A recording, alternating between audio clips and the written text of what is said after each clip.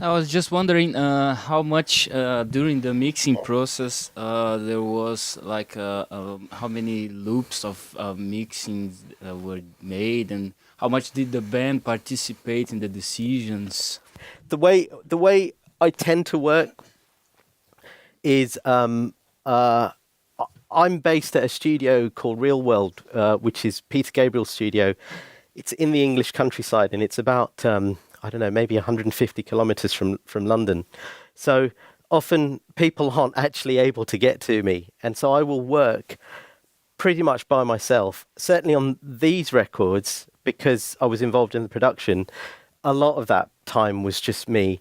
And then I guess that's part of the sort of modern way of record making, is that I'll get to a point where I feel I've got something good happening, and I can very quickly email an MP3 to the band, and they can get back to me with whatever thoughts or input they have, and I can incorporate that in, or maybe realize that they've picked out something I hadn't thought of and start working on that. So it's a very fluid way. It's in a lot of ways I prefer it, because in the days when you booked a studio with a big console, you had 12 hours to deliver the mix, and at the end of the 12 hours, that was it. You signed off on the track.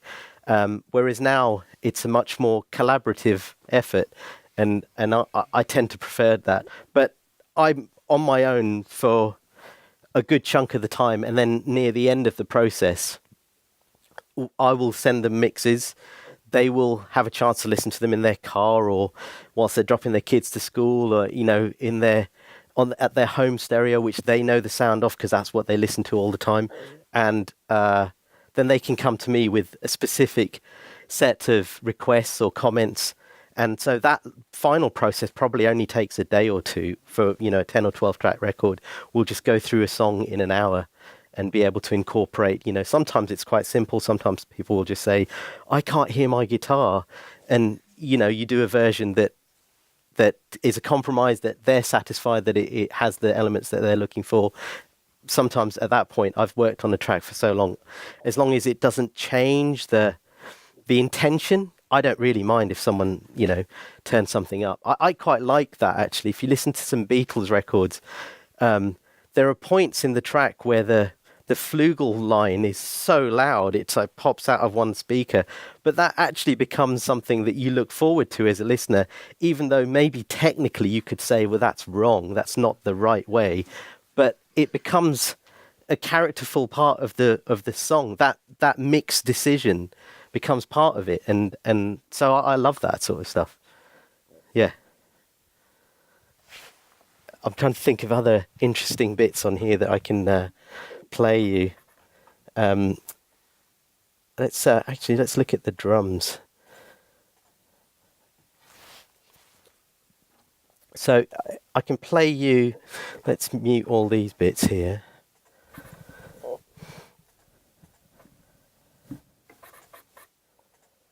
So this is the bounce down drum part that I mentioned earlier.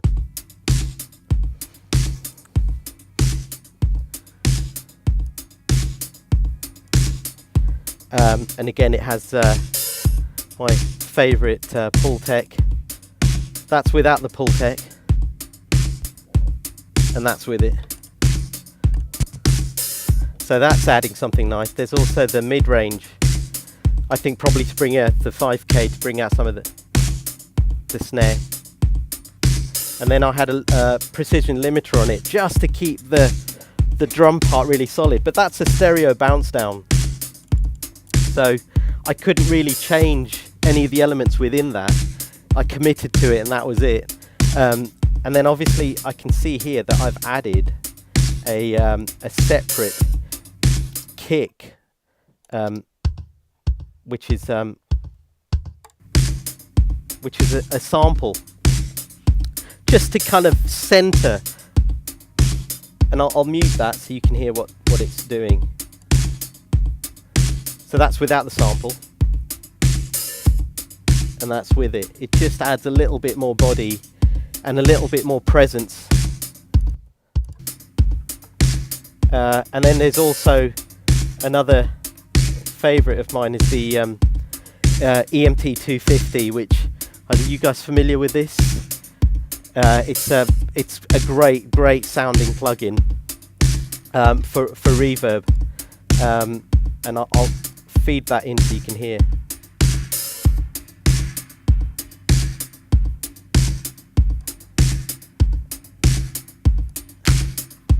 And then these are all real claps, not samples. The band in a room for 5 minutes or whatever the song was. I haven't got a picture of this, but this was fun. This was inspired by a Michael Jackson song, "Don't Stop Till You Get Enough." There's a like bell percussion on that, which I went and got some Coke bottles in the studio and filled them with water, tried to tune them roughly, and then the bass player played that. I'm sure at one point the band were looking at me like I was mad when I was running around looking for glass bottles. And I can just start sort of filling out. This is another clap part, tambourine, and this conga part, which I love. It sort of has that kind of Al Green, little bit of distortion. There's also a Joni Mitchell track on Hissing Summer Lawns that has that kind of distorted percussion element, and it just helps the rhythm track move.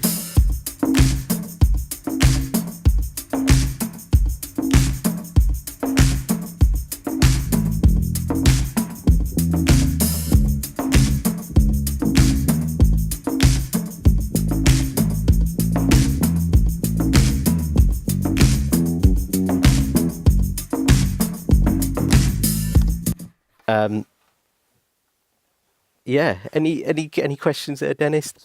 How many days did you record outside of your studio on the production with the band? Was that just one day?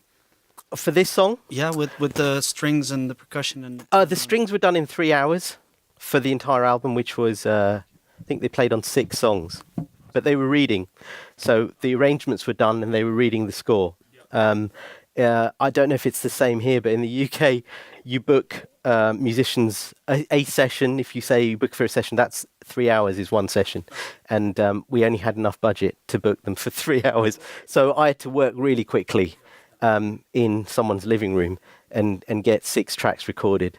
In terms of the rest of it, we spent, I think, 13 days tracking in the studio. I think we recorded 13 songs, so pretty much a song a day. And then the overdub / mix process was basically one period of time, and that was probably 3 or 4 weeks. Most of that was just me by myself, kind of constructing what we had from the tracking session, and then, balancing an EQ and stuff like that. So the whole album was probably 6 weeks from start to finish. And so do you book, did you book for this particular song something else than the strings, or? No, so we've pretty much gone through the multi-track. So other than the strings, everything was created by the 4 members of the band and me. So there was just the 5 of us, and then the strings were the only external side part to that. Yeah, everything else is just us. Yeah. About the album, did they have the ideas and you just recorded, like the recording process and mixing lasted for 6 weeks, or also like songwriting? No. I mean, I think that's why it sort of started with this demo that I played you of theirs, which is what they sent me. So this was their original demo. So the song is pretty much written. The elements that you hear in the final version are all there. The strings weren't there because that was never thought of at the time. And some of the other elements that, with the reverse guitar and the little bits of piano and stuff, I added on after. But the song is there. There was never any rewriting in that respect. And that would apply to all the songs that they came with on this all the records I've done with them have all pretty much been constructed lyrically, vocally, melodically, structurally, we may change a little bit here and there, edit out a section if especially if we were looking to get it on radio. There is radio format in the UK has a very stringent approach, especially sort of national daytime radio. They want things that are kind of up and interesting, and nothing that's too dark lyrically or melodically. So, in fact, on this track, it was felt that the tempo was a little bit too slow, and that the song was a little bit too long. And the way I got around that was to do an old analog trick called vary speed. So the version that went out to radio was vary sped by I think 1.5%. Which changes the pitch, but also makes the song shorter. What about the quality? Well, I did it. There's two ways of doing it. In the old days, you would do it on a tape machine. And so, in essence, there's no change in quality. You're literally speeding up the tape by however much, short of making somebody sound kind of like Mickey Mouse. You have to be careful by how much you speed it up. And in the digital world, in fact, I can't unfortunately replicate it for you in here, but you can use, you can basically change the sample rate, and the sample rate will have the effect of changing the pitch, only a subtle amount. So instead of being 44.1K, you might make it 44.18 or 44.2, and you just have to trial and error and find the point at which it works still musically for you. And it will make the track shorter by however many seconds. So I did do that on this to kind of get around the radio issue. Yeah. Yes. Yeah. Basically, I mean, this song, as far as I understood in the intro chat that we had, is like this song is mainly done in Rockfield studios. I mean, over here, the team here has a very close relationship. Exactly, with yeah, which was I only found out today. Some of the people have been to Rockfield, and every year they go with a group of students to Rockfield. What kind of, how much did Rockfield play a role in this whole process? Well, so I guess I need to, there we go. So there's a picture. So if any of you haven't been there, Rockfield is actually a farm, and it looks pretty run down, but it without question, it's one of the most vibey, inspiring studios that I've ever worked in. So much so that I've done 3 albums with this band in that studio, because we just love the atmosphere and we love the feeling that you get there. There's something in the walls that is just very attractive. The original reason for going there is when I first worked with this band in 2013, I wanted to go somewhere, that was residential, which Rockfield is. So you stay at the studio whilst you're working on your project. And I was very keen that, and they had never worked at that studio, and I hadn't worked at that studio prior to that point. And I was very keen that we work somewhere where we kind of cut ourselves off from our comfort zone. If I had worked at Real World, which is where I'm based, and it's very close to my house, I live about 400 meters away from the studio, my life would have continued as normal. You know, I'd have dinner with my family and put my daughter to bed and all those normal family things. And in a way, I kind of wanted us to create our own world in a place that was completely detached from our normal reality. And so, in a way, you're creating a kind of tension by design and making everyone have to just step up their game because everybody's unfamiliar with the surrounding. And we had such a great time on that first record that we've subsequently replicated it twice. It's less strange now because obviously we've got to know everybody there and we've got to know the sound of the room and everything. So on this last record, there's 2 studios at Rockfield. We decided to work in the other room just to recapture some of that unfamiliarity and just kind of get out of your comfort zone a little bit. Someone said it earlier on today, and actually that's it's a good thing to try and do, to limit yourself with some technology, to limit yourself on track count, to decide that you're only going to use a particular instrument to work on, to create, rather than having your choice of 15 virtual instruments, try and go, right, I'm going to try and do this song with 3. And force yourself with those limitations to go through the creative process. It's again a really powerful mechanism for getting the mind going, and that was part of the reason for going there. Yeah, they say limitation reveal the master, right? That's Absolutely, and in a way, there's another little anecdote that I can share with you. There's an album that I did. I suppose I won't for embarrassing the artist tell you who it was, but it was a fairly successful record, and I did it very early on in my career, and I trained in an SSL facility. So when I was an assistant, I was very familiar with SSL consoles. We had 2 E-series consoles in that particular studio. And when the opportunity to work on this particular project came along, the band were very keen that we work on an Eve studio, in an Eve studio. And because I didn't want to lose the opportunity, I essentially blagged it, which is that a word that you guys understand? Bluffed it, I blagged it, I just took a chance and said to them and their management and their label that I knew what I was doing. But I genuinely had no idea how to use a Neve. I mean, you know, a channel strip is a channel strip and an EQ path is an EQ path. But when the pressure is on you to deliver, you have to be comfortable with your tools. And I can't honestly say that I did that by design. That was just the eagerness of youth and kind of just going, cool, I can do that, and some kind of ego. But putting yourself in that situation was actually really revealing, because it forces you to really step up your game. At some points, I think I spent 3 weeks mixing that record. In the early few days of it, I had the manual for the console under the desk. It was a VR like this here, and every time the band walked into the room, I'd have to like slide under there because I didn't want them to see that I didn't really know what I was doing. Luckily for me, that album was a success. And up until this day, nobody has known that was how it happened.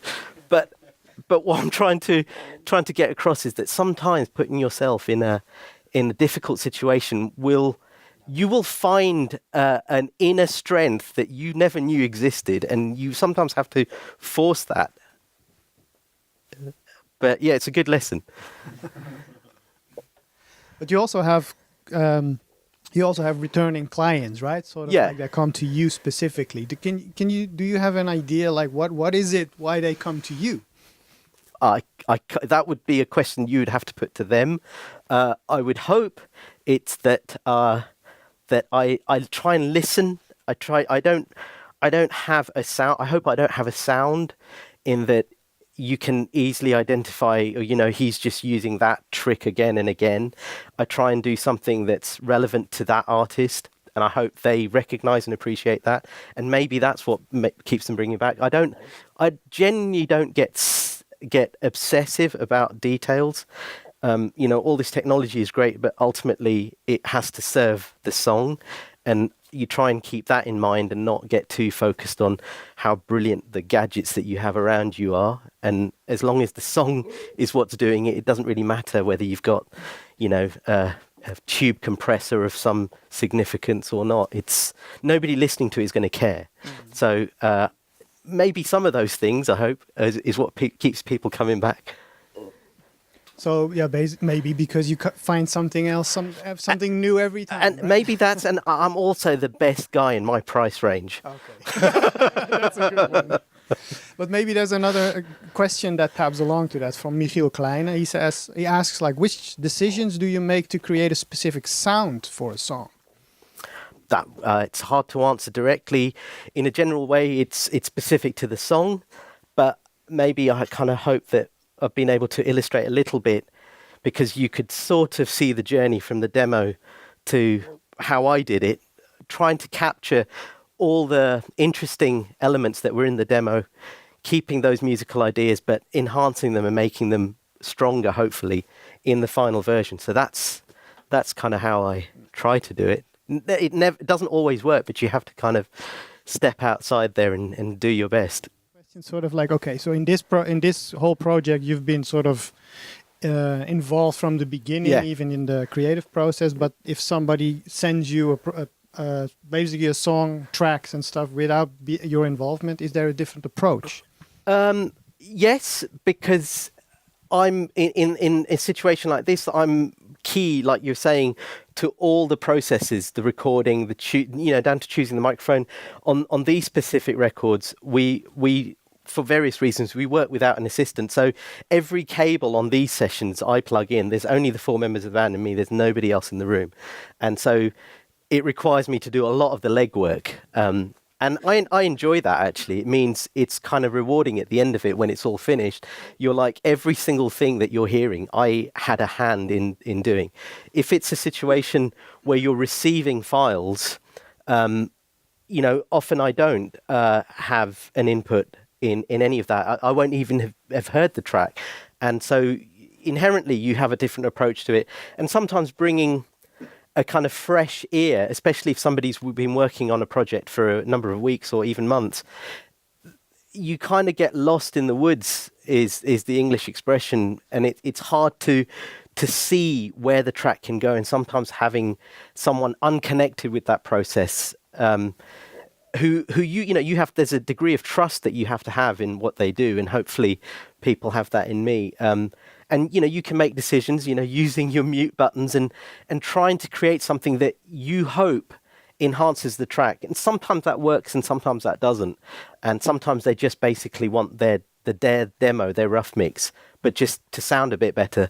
And you might miss it and go too far and make too many changes and have to pull it back.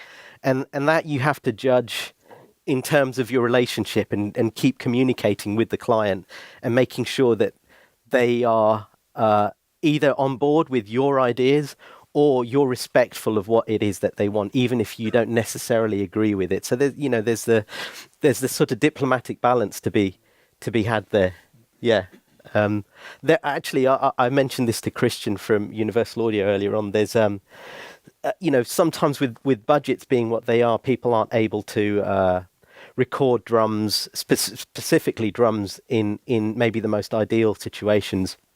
And actually, there's the Ocean Way plugin that UAD used that recently has saved me a couple of times, because it's a remarkably realistic and controllable room ambience.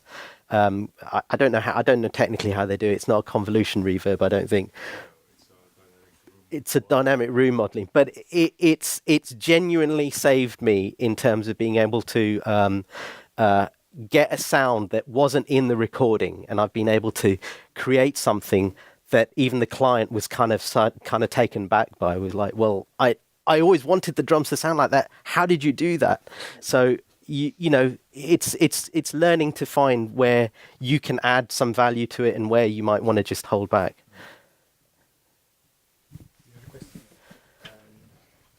Actually, one is very quick. Yeah. Two. One is about the sample rate again. Yeah. What did you use? And the second is coming back to the percussion. If you had to treat the sound or EQ it, because sometimes they get a bit out of control, the percussion sound of the drums. Right. So the on this track, the drums had a very particular role to play. They just had to very simply hold the groove, and we talked about that concept about the sort of disco groove, and Rob the drummer is brilliant at underplaying. He's not a show-off drummer, he just serves the song. And so there wasn't a lot of dynamic shift in the drum part, so it was actually quite easy to keep it just sitting in the right place. But I did use that limiter, the precision limiter, just to take the peaks out and just to kind of hold it in one place, because that was the effect that we were after. And in terms of the separation and the balance, it's as I answered previously, is just about tonal control. Not having too many parts is actually a big key. It's very easy just to keep adding elements, and you just have to sort of limit yourself, back to that idea. And panning and level actually it's the really simple things, but doing those things well, and not necessarily thinking, a chain of compressors is going to suddenly solve this for me. I often think that that's not the way to do it. It's actually little and often, and not just more. was being specific about the conga. Yeah. If there was any troubles with EQ or something. Let's have a look. To be honest, this was a couple of years ago, and I don't remember. But let's pull it up, and we can have a look at what I did. Well, here you go. So this is the conga. Other than the way I recorded it, which I suspect would have been with a dynamic microphone, like a Sennheiser 421 or something like that. I've just got this tape head, which is what's giving it that slightly distorted flavor. There isn't a compressor on it, and there's no EQ on it. So that's actually that's the session, and that's the settings that were in the mix. And that ambience you hear, that's how it was recorded. So I probably pulled the microphone away from the source to pick up a little bit more reflection. But that's not being added. There's no send, there's no reverb or anything on there. Yeah, I mean, I think, again, it's kind of, if you have the idea to try and get that into your recording rather than leaving it to the mix necessarily,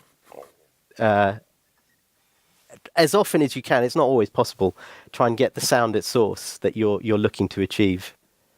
And the more interesting they are, even quirky, actually, the easier they are to fit into a mix. Often just having a few interesting, quirky sounds, musical or rhythmic, will fill the track in a way that adding multiples of overdubs won't achieve, and it won't sound anywhere near as characterful.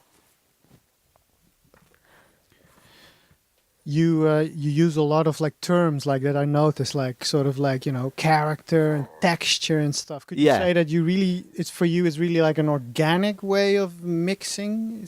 I mean, certainly on this material, because it suits it.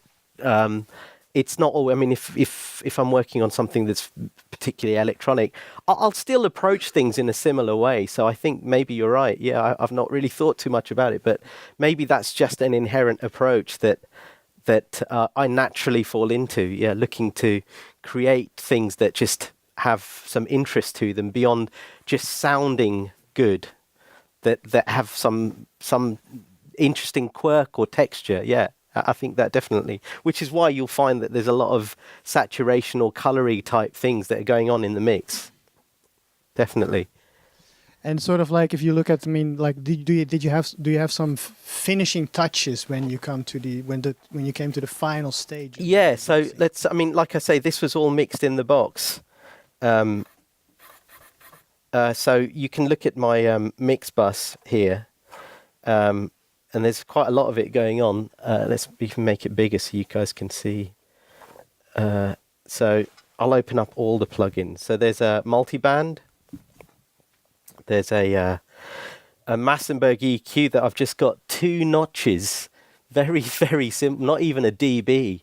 That obviously there was just a little bit of rumble in the sort of low end. What's that, 80 hertz and 150. There's this guy, which I love. It's just a really great finishing compressor. This one, a Chandler EQ, that's on the mix bus. And then there's a ATR 100 tape formulation plugin. And I've been using this recently, which is something I've just kind of discovered relatively recently, which is a sort of... it's like a drive saturation unit, kind of based on a hardware valve unit. But so there's quite a lot going on in the mix bus. These are the final mix elements. To be honest, none of them are doing anything massive. It's just a sort of cumulative thing. If I let's just get rid of the solo.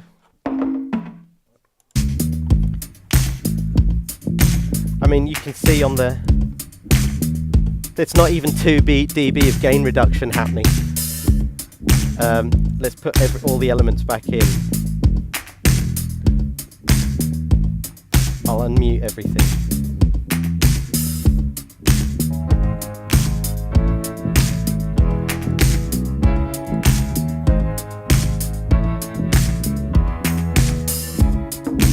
Me in the honey of ourselves, we're one in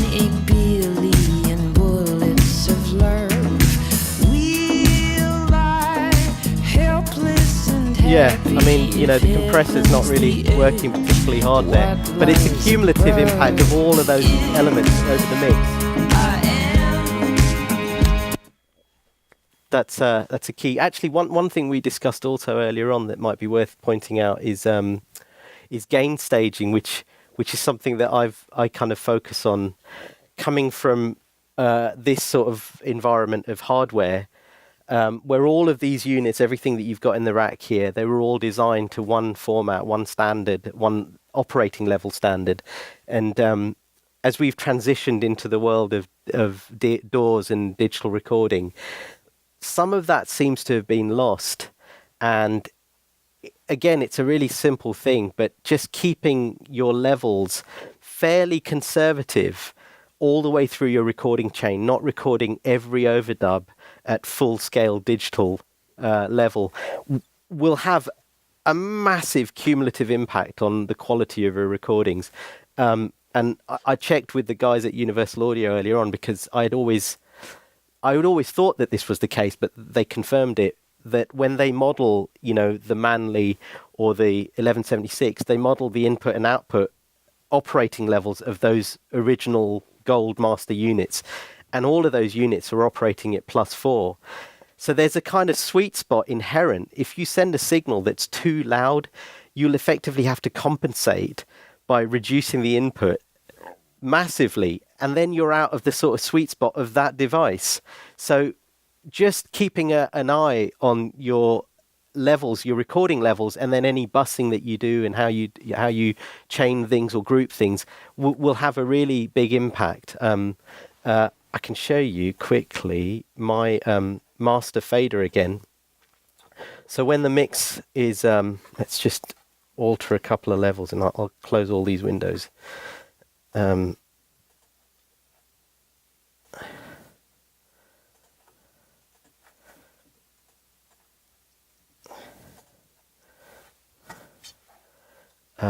Here we go. So this is my main output here.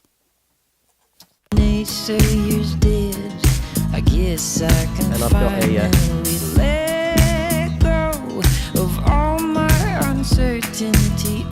you can see on the meters of the ATR, I'm basically peaking at like +1.